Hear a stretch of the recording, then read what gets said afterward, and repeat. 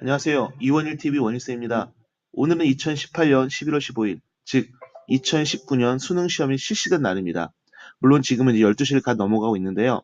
어쨌든 그래서 오늘은 수능 영문 문제 중에서 영문법 문제, 즉 29번 문항을 한번 같이 풀어볼까 합니다. 원래 28번이 영문법 문제 문항이었습니다. 아시는 것처럼.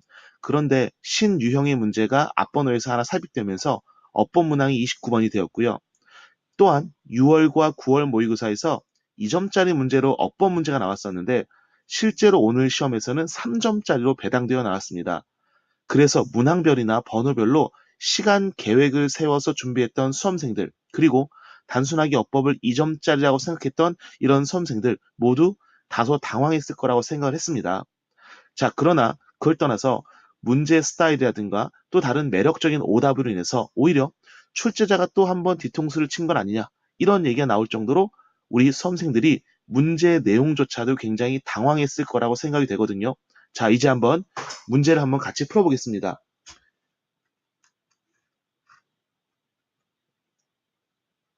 네, 29번 다음 그림 밑줄 친 부분 중 어법상 틀린 것은 먼저 하나씩 짚고 가겠습니다.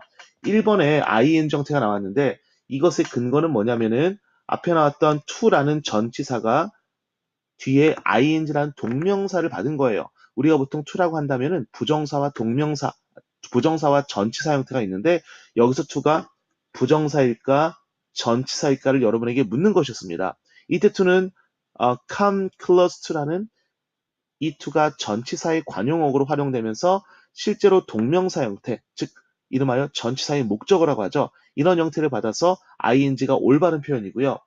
자, 그 다음에 실제로 정답은 2번이었었는데요. 이 문장에 보시면은 여기서 나온 did가 과연 제대로 잘 활용되었는가를 묻고 있어요. 그런데 이 앞에 구조란 보시면은요. 이 문장은 never부터 is까지가 한 문장으로 되어 있습니다. 그러면 앞에 since 이하에 보시면은 실제 동사가 has been achieved 이라는 형태가 사용되었거든요. 그러면은 뒤에 여기서 사용된 as는 하나의 접속사로서 문맥상 뭐뭐처럼 뭐뭐이듯이라고 해서 그래요. 그러면 그것이 이집트에서 그러했던 것처럼입니다. 그럼 여기서 그러했던 것처럼은 앞에 내용적 동사 의미를 갖고 와야 되는데 보시면은 has been achieved 성취되었던 것처럼 실제로 이집트에서 일어난 사건은 과거 사건이기 때문에 be achieved 과거 동사니까 was achieved 이런 형태가 되겠죠. 그러면 당연히 얘는 뭘 받아줍니까? 앞에 있는 비동사 하나만을 대용해서 was achieved에서 achieve 생략하고 was만 쓰게 된 거예요. 그래서 실제로 여기서 보이는 것처럼 did를 쓰는 것이 아니라 was의 형태를 써서 as it was in Egypt 이런 형태로 가는 것이 내용상 올바르다고 하겠습니다. 자, 사실 이걸 우리가 대동사 문제 이런 형태를 쓰긴 하는데요. 이 정답이 2번은 맞습니다. 하지만 제가 볼 때는 다른 문항에서 오히려 수험생들이 어려움을 느끼지 않았나 생각이 들어요.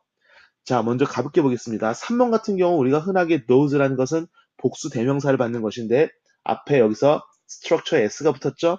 그래서 이 복수 명사를 받아서 복수 대명사 those가 맞다라고 보시면 됩니다.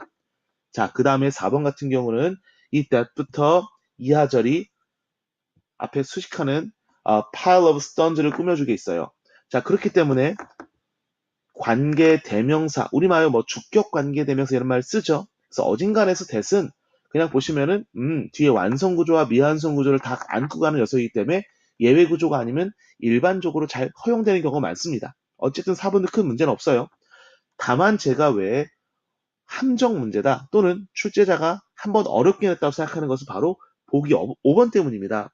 자, 왜 그러냐면은요. 우리가 흔하게 봤던 등위 접속사 5월 보이시죠? 등위 접속사의 병렬 문제의 구조는 우리가 보통 병렬 구조 모양일치지라고 생각을 해요. 근데 제가 수업 시간에 늘상 강조했던 것처럼 등위 접속사의 병렬 문제는 모양일치가 아니라 바로 역할의 일치로 따라가는 겁니다. 자, 여기서 한번 앞에 공통적으로 걸리는 것이 it is예요.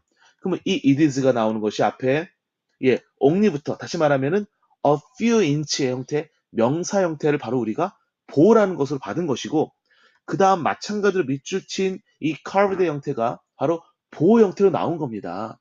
비록 앞에는 inch라는 우리가 명사 형태가 보이고 뒤에는 PP 형태라는 이런 카브드 형태가 보일지라도 둘 다 모양은 달라도 비동사 뒤에서 보어로서의 역할이 가능하거든요. 즉 역할이 일치되면은 모양이 다르더라도 등위 접속사로 충분히 병렬이 될 수 있습니다. 우리가 맨날 ing는 ing, to는 to, 뭐 pp는 pp 이렇게 봤을지 모르겠지만은 실제로 등위 접속사의 본질은 모양의 일치가 아니라 역할의 일치임을 우리가 한 번 더 깨달을 수 있어야 돼요. 근데 이러한 본질을 모르고 그냥 막연하게 모양을 갖던 친구들은 5번에서 밑줄 친 이 카르브드의 형태에 걸릴 만한 보기가 없어요. 그쵸? 병렬 구조에 대응되는 단어가 없어요. 그래서 실제로 5번 문항을 체크해서 틀린 수험생이 되게 많을 거라 생각합니다. 자, 수능 문제는 단순한 이론을 넘어서 여러 가지 형태의 구조나 그러한 적용성을 묻는 문제가 이렇게 많습니다.